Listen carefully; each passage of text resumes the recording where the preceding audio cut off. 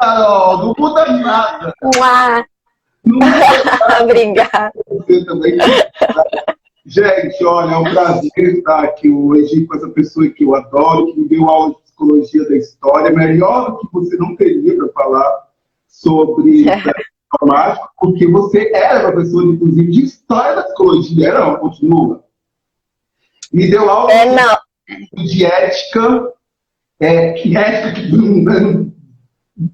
eu acho que já não existe mais nesse momento, né? Mas não é sobre isso que a gente está aqui. Há algumas semanas eu resolvi falar sobre algo que aconteceu comigo há 7 anos atrás e que chamou a atenção do público.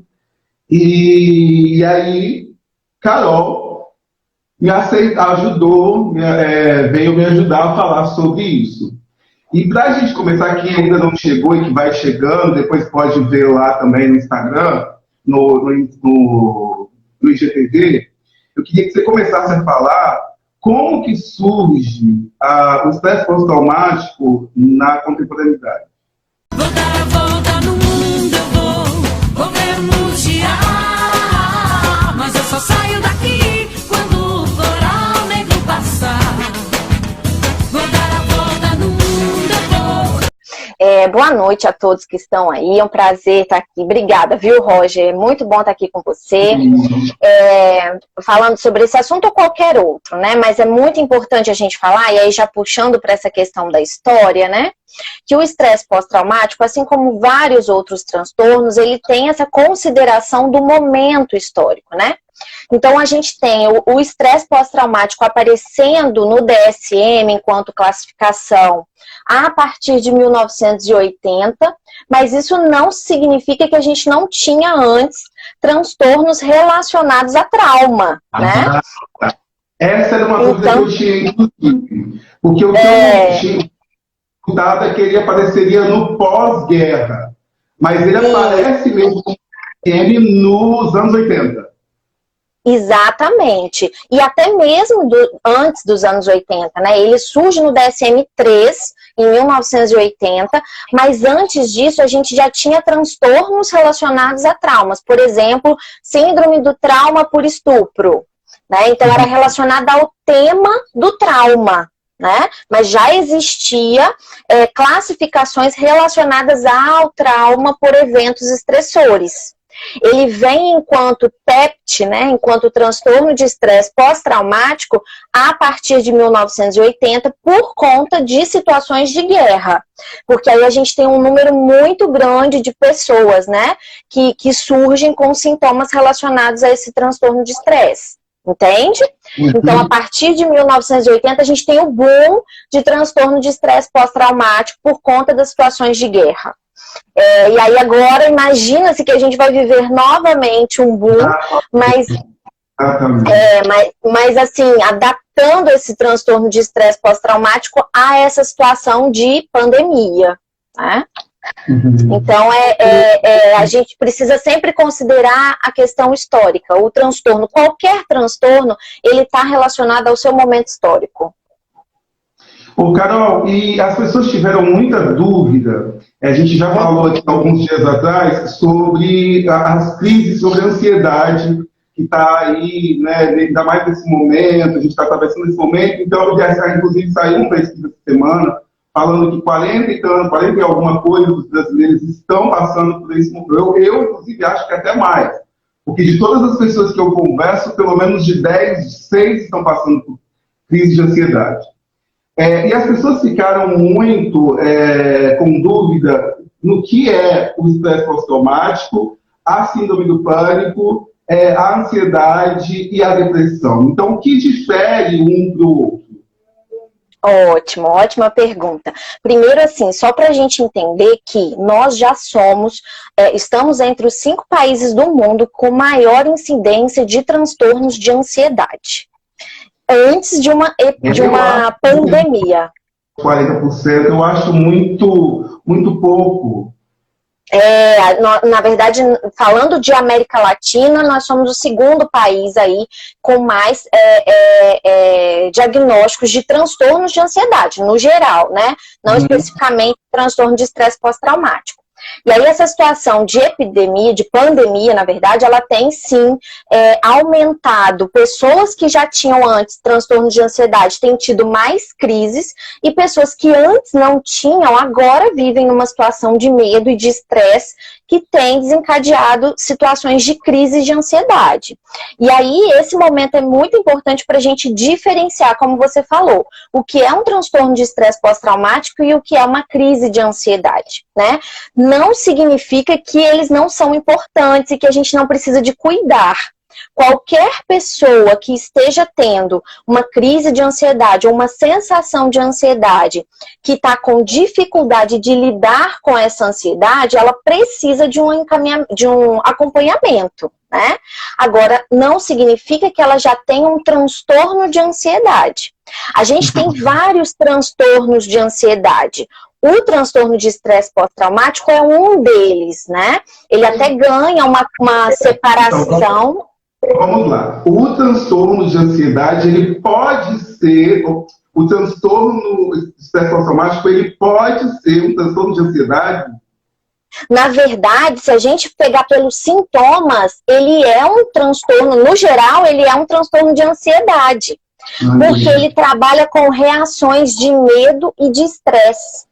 Entende? Quando a gente fala de transtornos de ansiedade, no global, no todo, a gente está falando de qualquer transtorno que vai alterar o quê? A nossa sensação de medo e de estresse. A reação fisiológica de estresse, ela é frequente. Então, a gente tem uma série de transtornos que entram nessa classificação de transtorno de ansiedade. O transtorno de estresse pós-traumático é um deles. Ele ganha uma classificação diferente, Roger.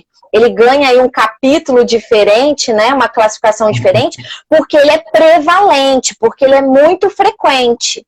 Mas a reação fisiológica dele é muito parecida com a classificação geral de transtorno.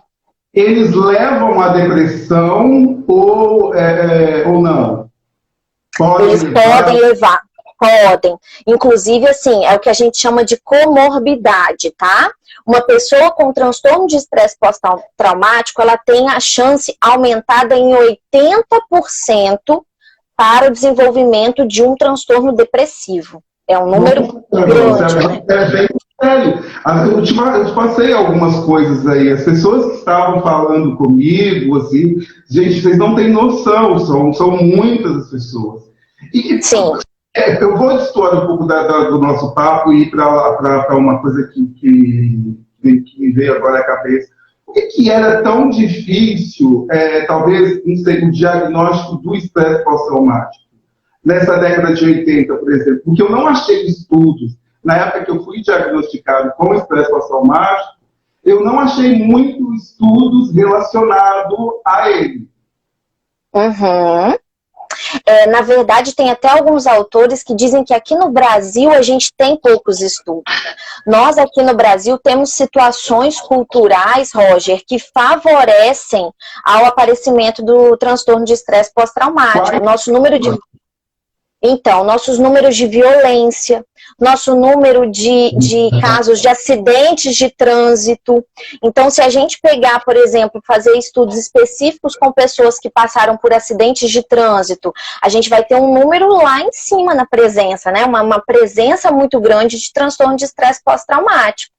Então, o que a gente tem aqui no nosso país, infelizmente, às vezes é uma subnotificação, né? A gente não tem, às vezes, um estudo, muitos estudos com dados reais de transtorno de estresse pós-traumático aqui, né? Acaba sendo mais presente os estudos a partir de fenômenos que acontecem sociais ou culturais. Então, o que alguns pesquisadores estão dizendo? Que pós-pandemia a gente vai ter um monte de estudos sobre estresse pós-traumático.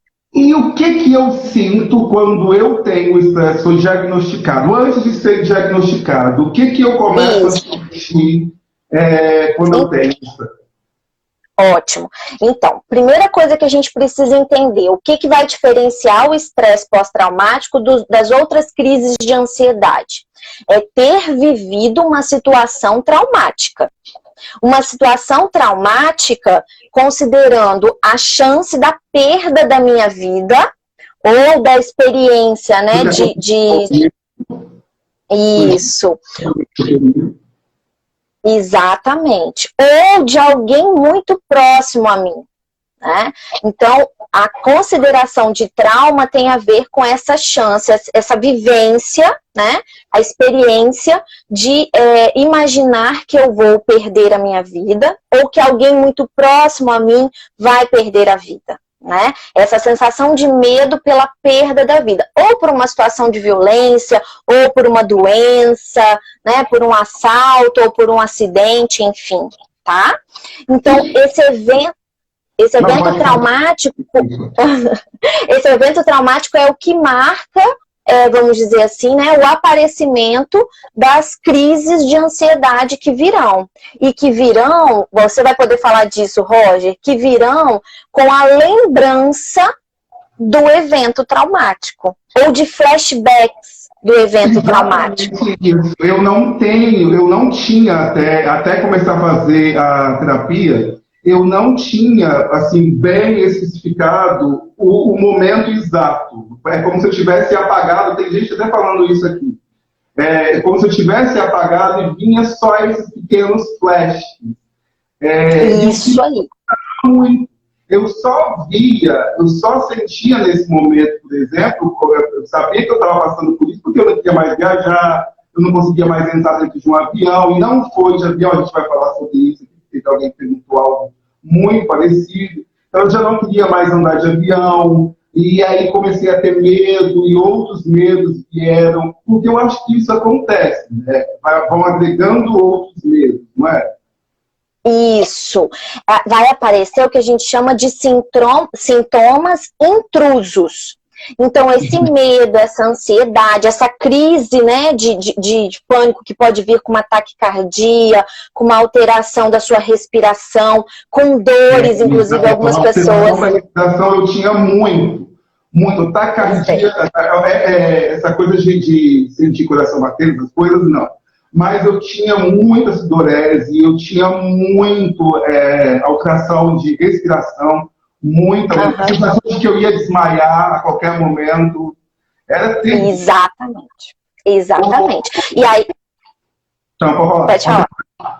Esses sintomas intrusos, eles vão surgir não necessariamente quando se repete uma situação igual ao trauma, mas algum evento do ambiente pode ser parecido, vamos dizer assim, com a situação do trauma. E aí os sintomas intrusos já surgem, né? Os pensamentos, os sentimentos.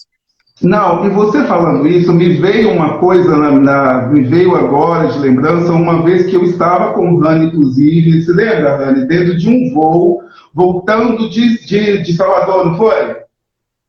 Voltando de Salvador, e o avião, ele fez uma curva, e o meu acidente foi na curva, e eu não me lembrava que foi numa curva. E de repente eu comecei a gritar dentro do avião, um micro passando ali, mas eu não, assim, depois é que fazendo terapia, que eu fui lembrar que o acidente foi numa curva e tal, e é muito complicado. Os sintomas, eles são muito intensos, né? E eles são automáticos, são autônomos. Essa sensação do estresse novamente, né? Do trauma. E realmente não é uma sensação de controle. É o contrário, é uma sensação de perda de controle, né? Por isso que é experimentado de uma forma tão ruim.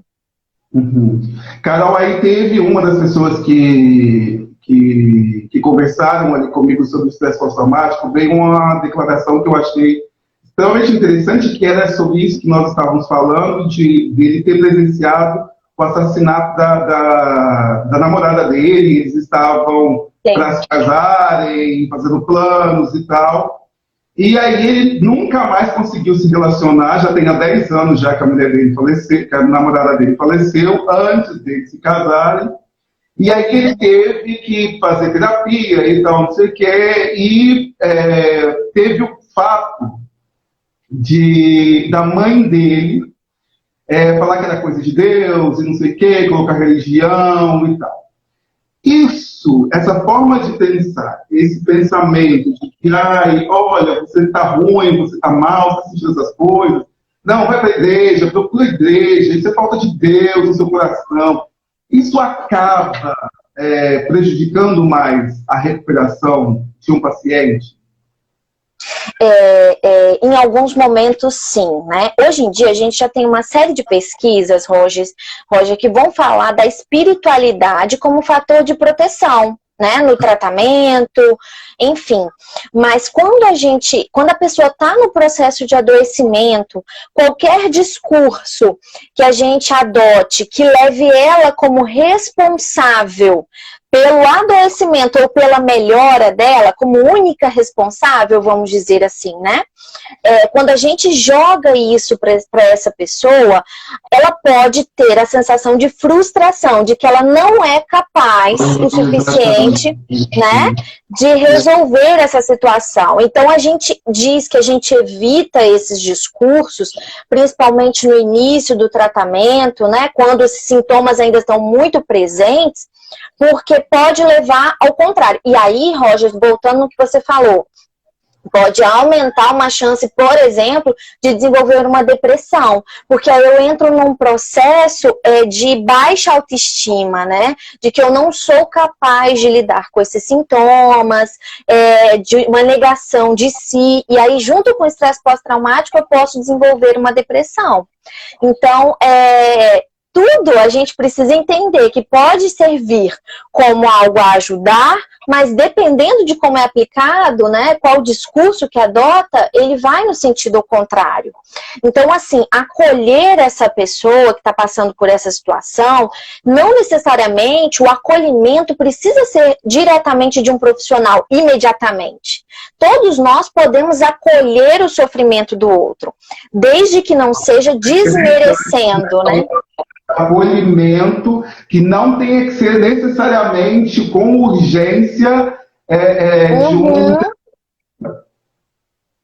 Dependendo, a depender da situação, nem sempre o terapeuta ele vai estar ali naquele momento do acolhimento. É muito importante a gente trabalhar a construção das relações dessa pessoa, né? Quem vai funcionar como rede de apoio para ela lidar com esse transtorno.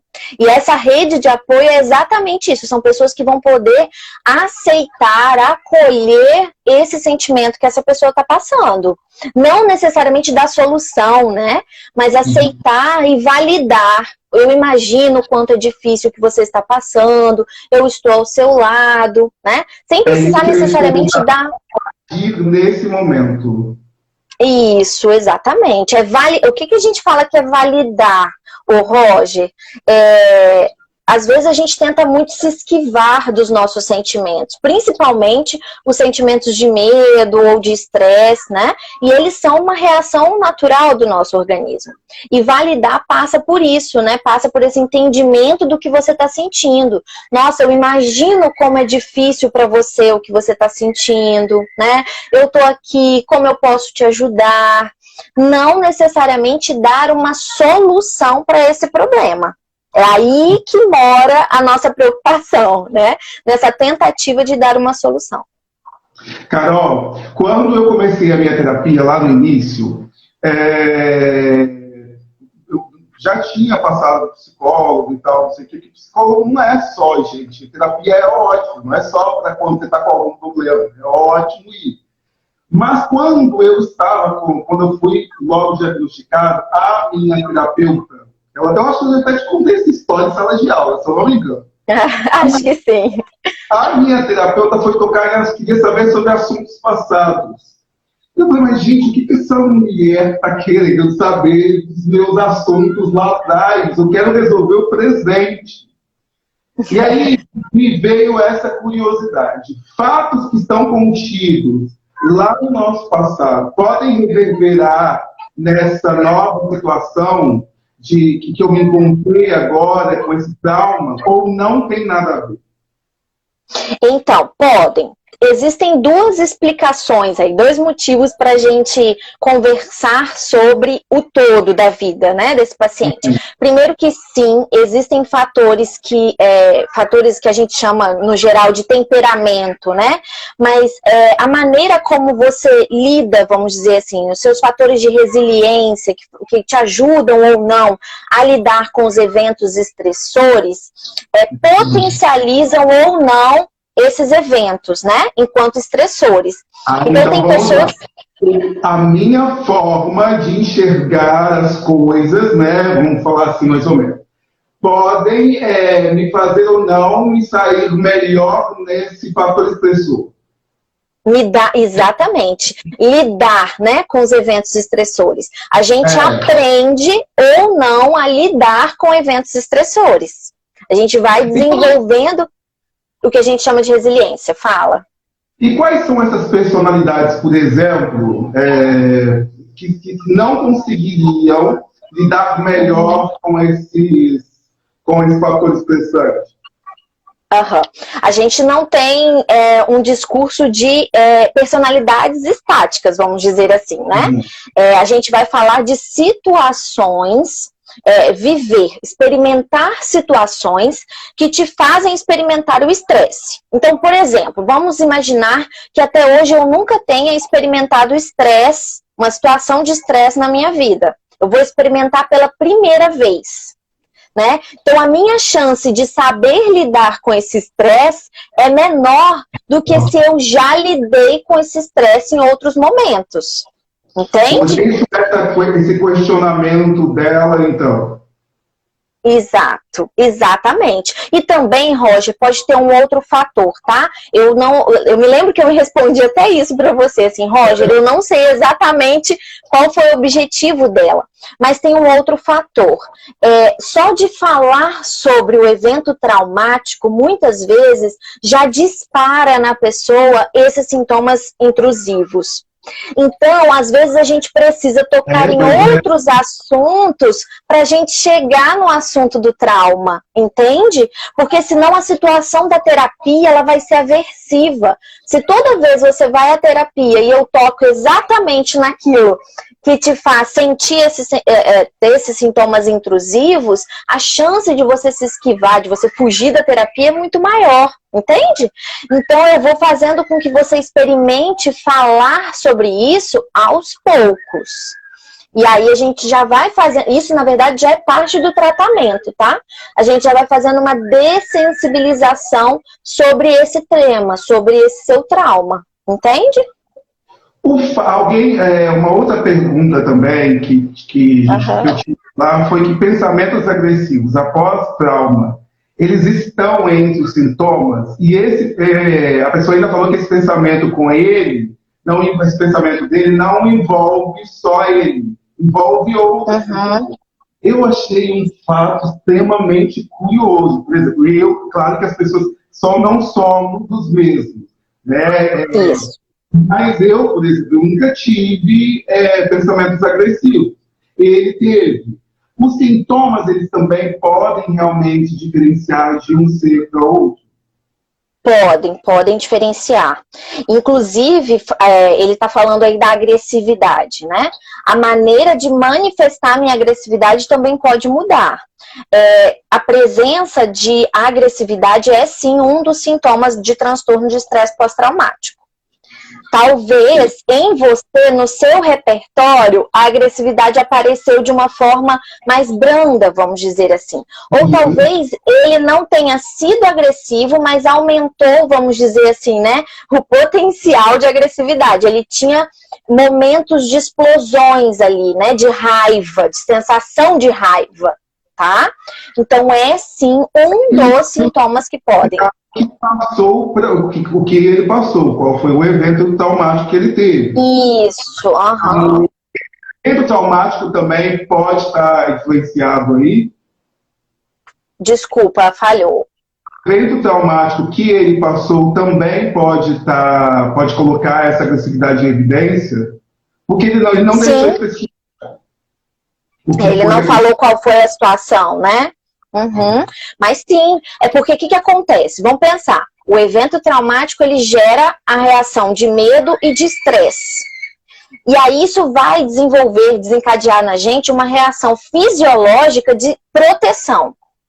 E aí, a agressividade, fisiologicamente, filogeneticamente, é uma reação de proteção, né? Agredir é uma forma de me proteger, vamos dizer assim, filogeneticamente. Por isso que pode sim surgir. Pode surgir a introspecção, assim como pode surgir a agressividade.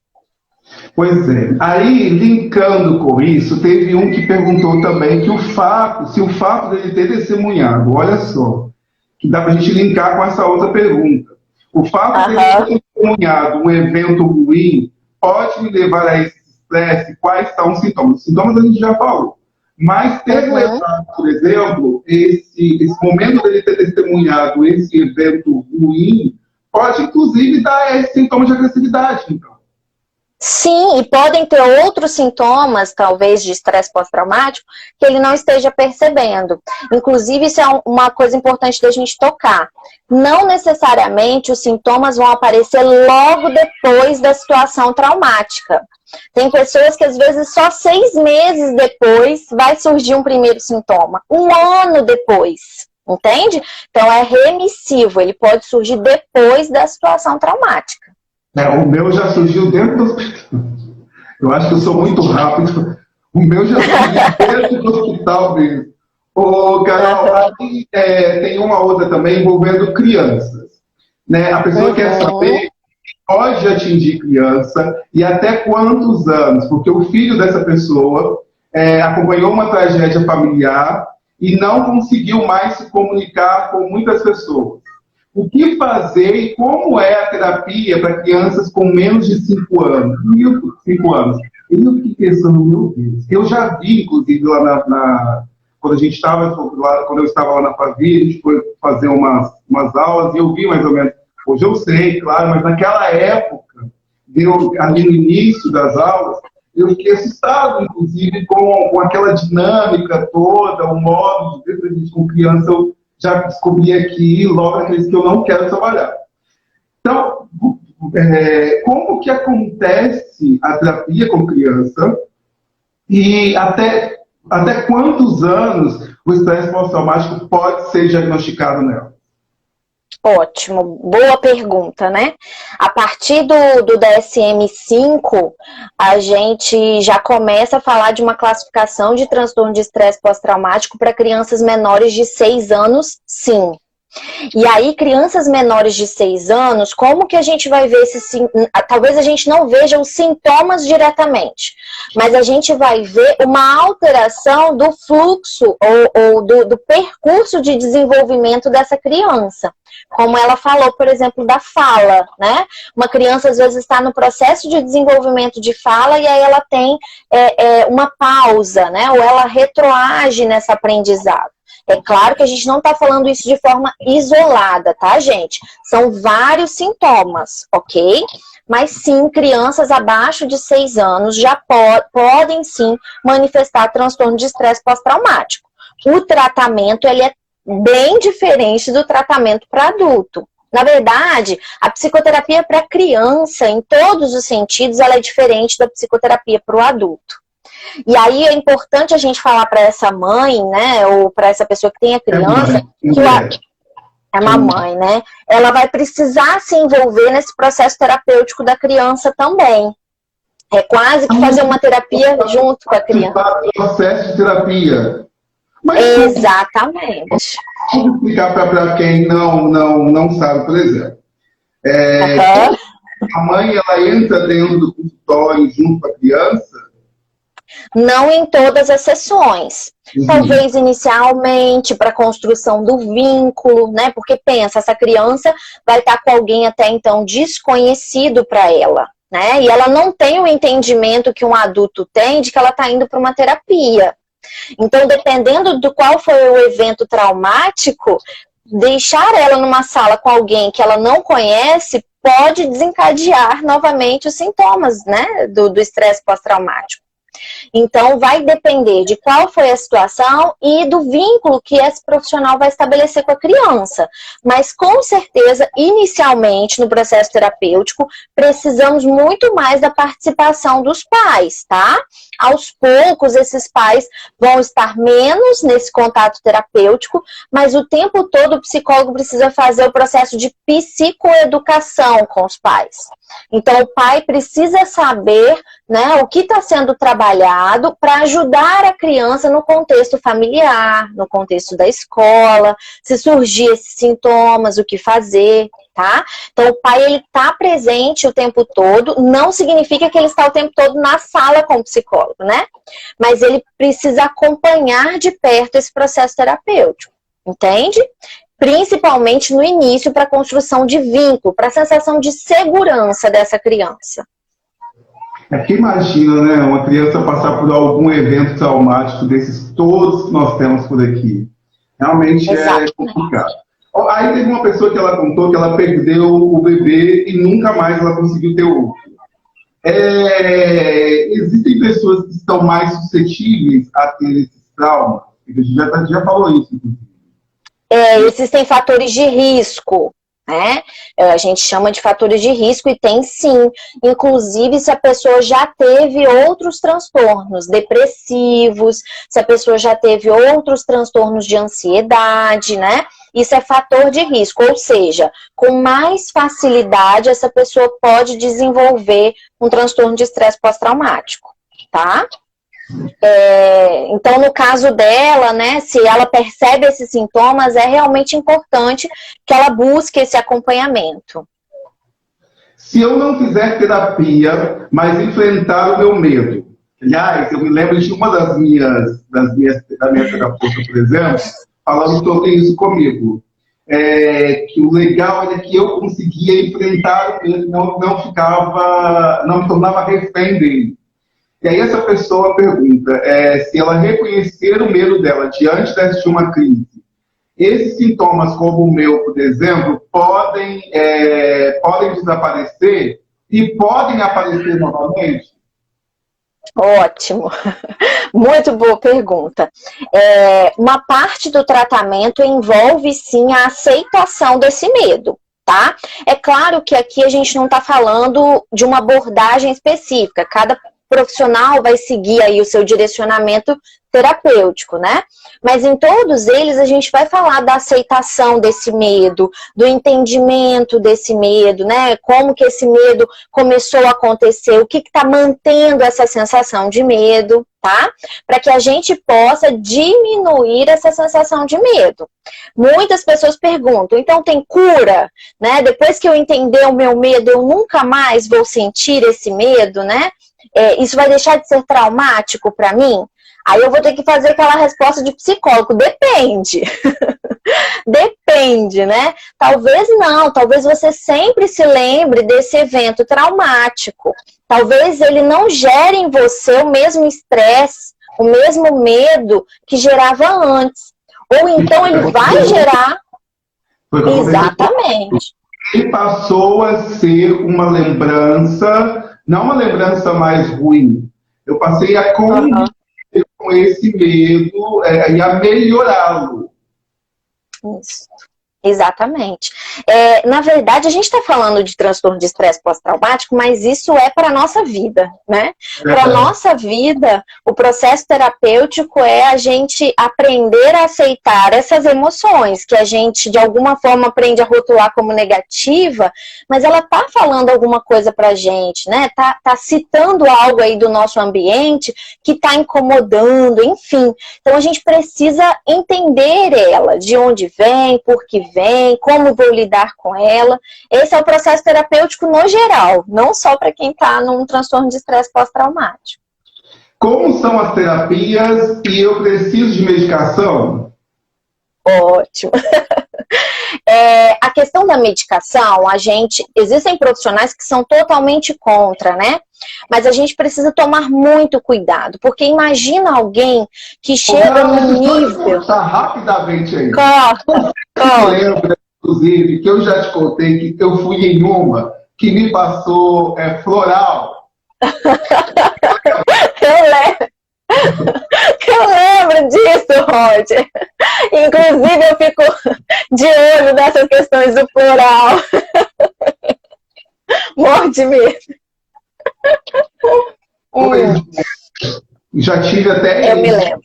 É bom você falar que psicólogo não passa remédio. Vamos deixar até claro aqui. Isso. E aí não significa que o tratamento ele não pode ser integrado, tá, gente? A gente pode fazer o tratamento integrado. Na verdade, a gente deve. Se a gente falar de evidência científica para vamos dizer, o tratamento com mais eficácia, né, com mais validade, a gente está falando de tratamento integrado. Então, eu vou fazer psicoterapia, mas se houver avaliação e eu for preciso, eu vou tomar medicação, eu vou, às vezes, fazer um acompanhamento com fisioterapeuta, porque o estresse me causa muita dor muscular, eu fico todo enrijecido, né? Então, eu vou fazer um acompanhamento. Então, ele pode ser, ele tem que ser, na verdade, a gente tem que olhar para essa pessoa, esse paciente, no integral, no todo. Então, em muitos casos, os pacientes chegam tão debilitados por conta do sintoma do estresse pós-traumático, que para a gente tocar no assunto do trauma, né, a gente precisa primeiro aliviar, diminuir essa sensação de medo e de estresse.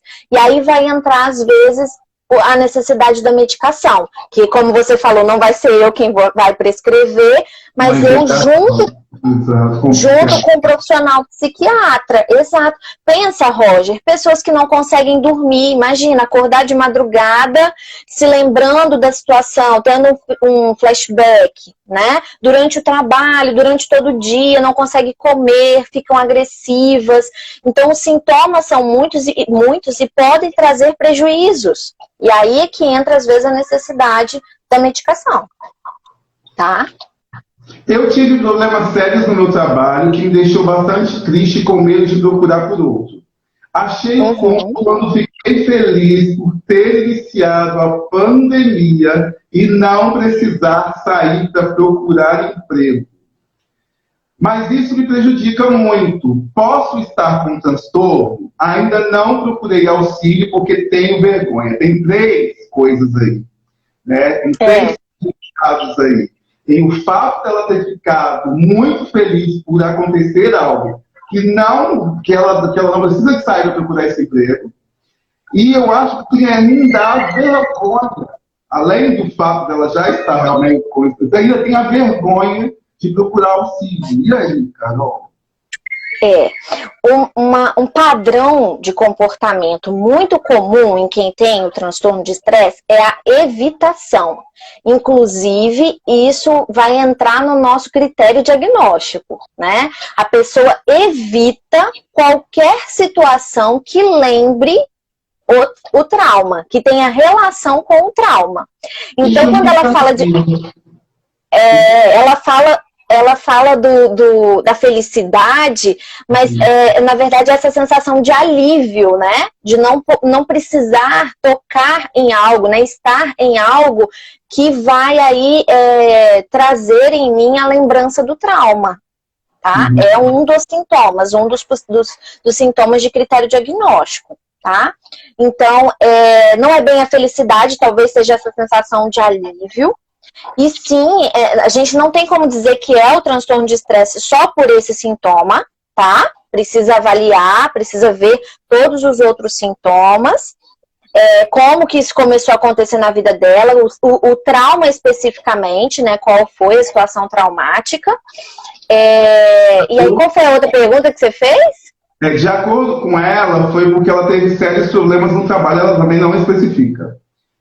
O que a deixou bastante triste e com medo de procurar outro, né? Ela tem essa vergonha e ela ficou hiper feliz, ela se viu hiper feliz quando teve o início da pandemia e ela não precisava mais de sair para procurar emprego, mas isso está prejudicando ela, porque ela precisa trabalhar. Isso.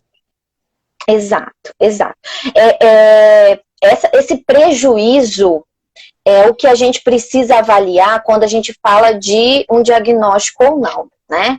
Uma pessoa ter crise de ansiedade, Roger, todos nós vamos ter. O que vai diferenciar uma ansiedade? Todos nós vamos ter crise de ansiedade. Já passamos ou vamos ter uma crise de ansiedade, não um transtorno. Ah, tá. Qual a diferença? Vamos fechar. Isso aí. A diferença vai falar do impacto dessa ansiedade para a vida dessa pessoa. O impacto e o sofrimento, né? O impacto, eu tô falando do quê? Desse discurso que ela falou, da evitação, né? Eu evito, eu me esquivo, eu começo a ter prejuízos nas minhas relações interpessoais, eu começo a ter prejuízo comigo mesmo e aí começo a desenvolver uma comorbidade, né? Então é uma ansiedade que me gera um sofrimento e um impacto. Aí eu já estou começando a falar de uma ansiedade que pode caminhar para um transtorno. Sentir ansiedade, todos nós vamos sentir na nossa vida. Eu, inclusive, antes de entrar aqui. Exatamente. Carol, aí voltando lá, então, no assunto passado, o enfrentamento, então, é bom, no caso. O enfrentar. Sim, sim. Quando a gente fala de evolução terapêutica, né? A gente está falando de um paciente que já está buscando viver, né? Falar sobre essa situação do trauma. Algumas abordagens, alguns tratamentos, eles vão levar a pessoa nesse enfrentamento. Aqui no estado mesmo, Roger, a gente tem pesquisa na UFES com o uso de realidade virtual para a pessoa reviver alguma situação do trauma, né? Então, por exemplo, se eu tive se eu tive um trauma no acidente de carro, né? Então, a gente usa realidade virtual. Eu não, tá, gente? Existem pesquisadores da UFES, juntamente com pesquisadores de universidades de outros lugares do Brasil. Existem pesquisas nessa área de realidade virtual em outros lugares também do mundo, tá? Mas, e aí eu vou, através da realidade virtual, começar a experimentar, a lidar com essa situação do trauma, do evento estressor. Tem uma outra pergunta que vamos lá, que está também mais ou menos direcionada a isso. Eu tive um evento traumático, vamos supor, lá em 2013. E aí é possível que, aliás, você também já respondeu isso, mas já está bem adentro aí que você já respondeu. Eu tive esse evento em 2013, mas não tive nada agora, e agora em 2020 vem esses sintomas. É possível, então, que isso aconteça. Você até já falou sobre isso. É possível. Inclusive, Roger, eu vi uma pesquisa com pessoas que passaram por situação de epidemia, na Coreia, né? Em outra situação de epidemia na Coreia, e até 8 anos depois do fim da epidemia, ainda tinha o aparecimento grande, considerável, de transtorno de estresse pós-traumático entre os pacientes que tiveram a doença, tá?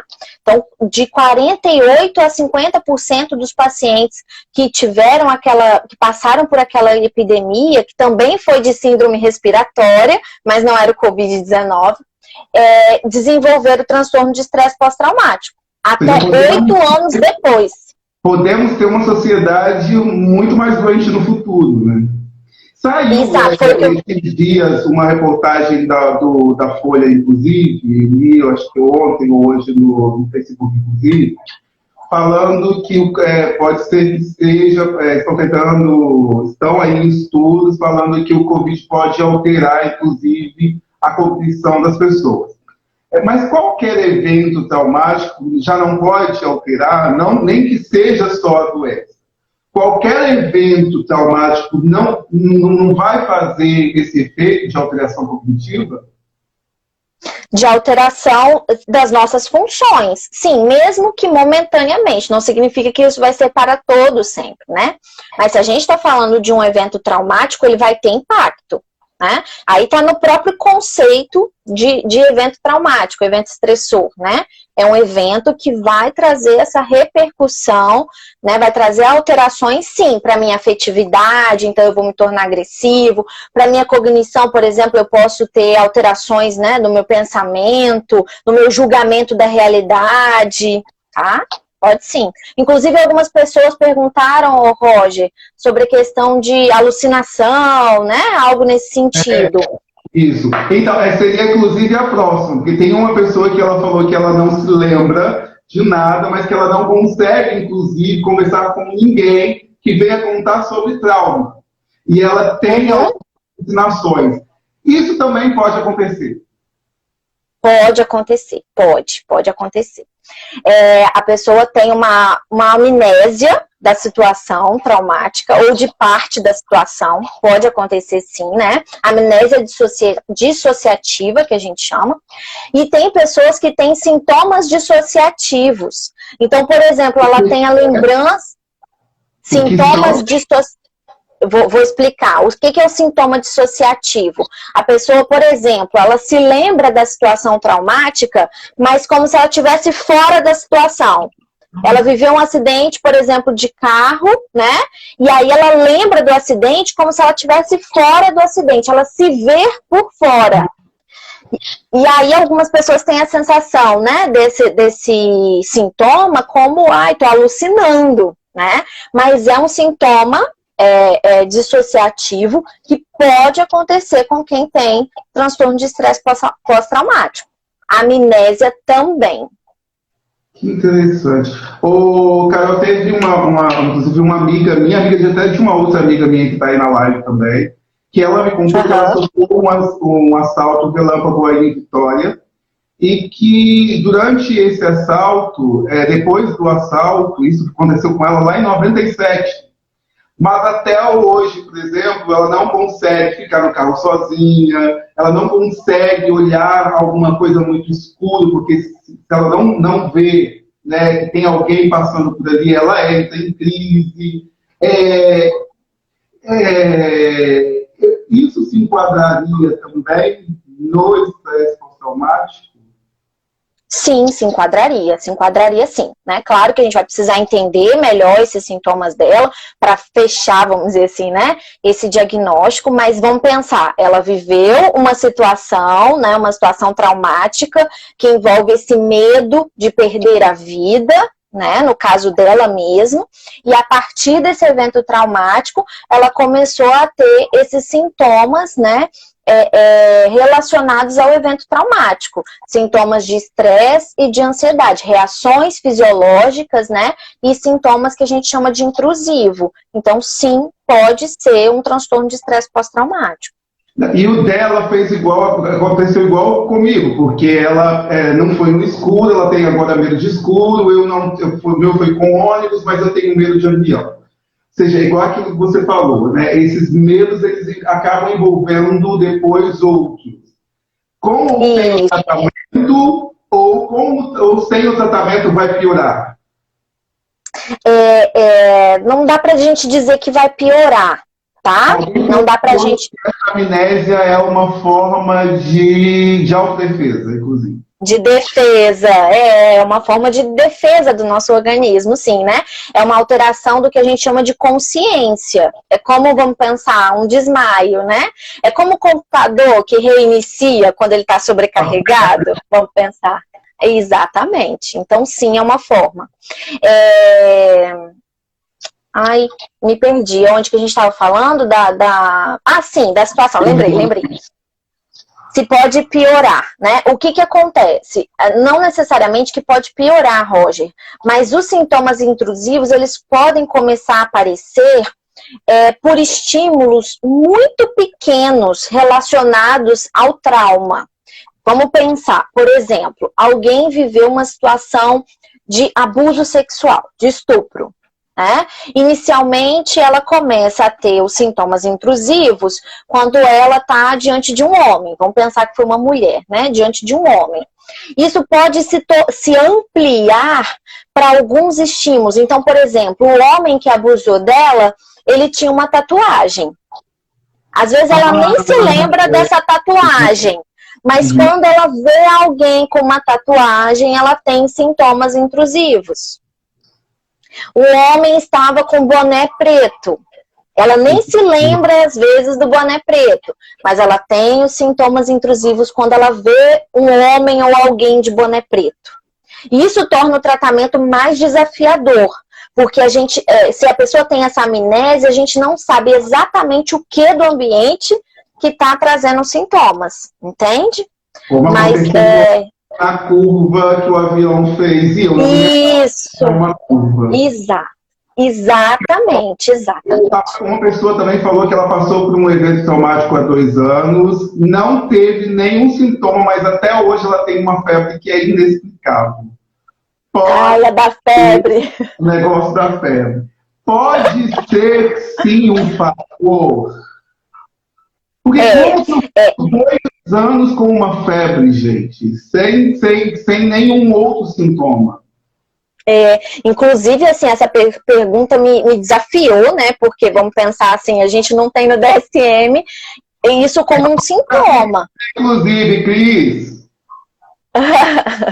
E aí eu fui atrás e tem alguns estudos de medicina sobre estresse pós-traumático e sobre essas reações fisiológicas, né? Eu não vou me adentrar aqui nessa explicação, mas a explicação básica, vamos dizer assim, é que a gente precisa entender que a reação de estresse, ela é fisiológica também, né? Existe a reação psicológica, mas ela também é fisiológica. E se ela é fisiológica, ela pode trazer alterações fisiológicas, tá? Então, não tiveram estudos que falaram especificamente sobre a questão da febre, mas de reações físicas, orgânicas, de uma forma geral, tá bom? Inclusive dores musculares, principalmente no campo, né, da fisioterapia, enfim, tá? Precisaria me aprofundar, mas se a gente entende que que o organismo é íntegro, é inteiro, né, o todo, não é separado, então sim, pode, vamos dizer assim, né, alterar no todo. A gente precisa considerar como uma reação. A gente está chegando já no final, só falta 7 minutos para acabar a live, infelizmente. Mas, assim, vamos tocar rapidamente sobre o assunto da pandemia. A pandemia pode fazer com que tenhamos pessoas mais traumatizadas no futuro? Sim, com mais transtorno de estresse pós-traumático. Nós não temos só a pandemia, né? Nós temos outro agravante, que é a crise política e essa divisão das pessoas. Exato, né? Então, assim, a gente está rodeado de evento estressor.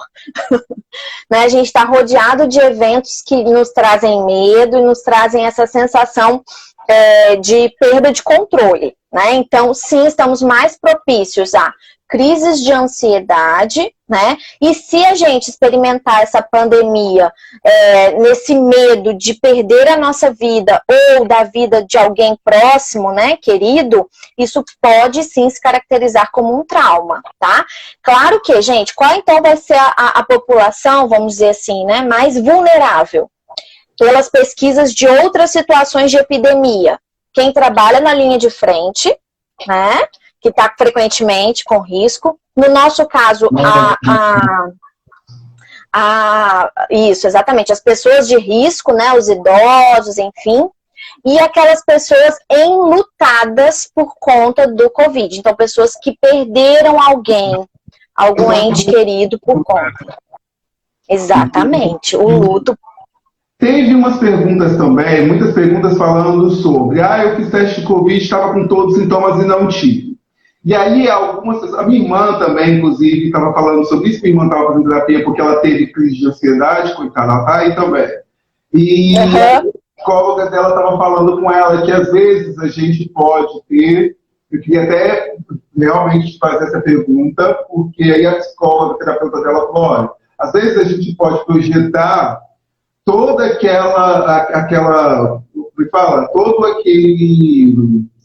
todos aqueles sintomas e não ser nada. Isso também vem de alguma crise de ansiedade?